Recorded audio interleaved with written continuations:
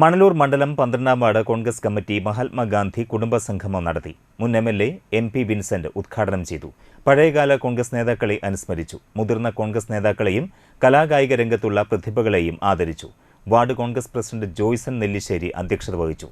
DCC secretary K Babu, BG. Ashokan, KB. Jayaram, block Congress president KS. Deepan, മണ്ഡലം Congress president എം.ബി. Arun എന്നിവർ സംസാരിച്ചു. ഗാന്ധി, കർമ്മവും കാലവും എന്ന വിഷയത്തെക്കുറിച്ച് Nehru centre forum social research chairman PL. Jomi പ്രഭാഷണം നടത്തി. K. Prakashan, Robin Vadakkethala, Joju Nellissery, CV. Vimal, Tolly Bineesh, Sweety Benny, Vasu Valanchery, PS. Anandan, Stephen Neelankavil, Rajesh Chandran, Joshy Eranazhuth എന്നിവർ സംസാരിച്ചു. ഇന്ത്യയൊട്ടാകെ വളരെയധികം പരിപാടികൾ സംഘടിപ്പിച്ചുകൊണ്ട് മുന്നോട്ട് പോവുകയാണ്. പ്രത്യേക AICCയുടെ സമ്മേളനം അങ്ങ് കർണാടകയിൽ കൂടുകയുണ്ടായി. AICCയുടെ പ്രവർത്തനങ്ങൾ വിശദമായ രീതിയിൽ ഇന്ത്യ രാജ്യത്തിൻ്റെ വിവിധ സംസ്ഥാനങ്ങളിൽ തുടക്കം കുറിച്ചു.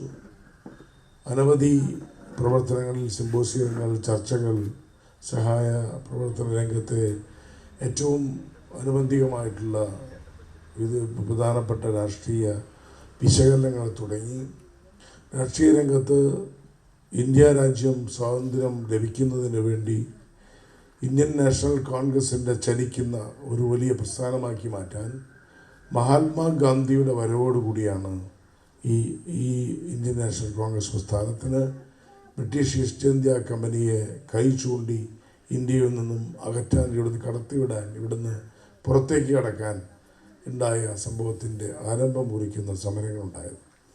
ഇന്ത്യയുടെ അനവധി നേതാക്കന്മാർ പല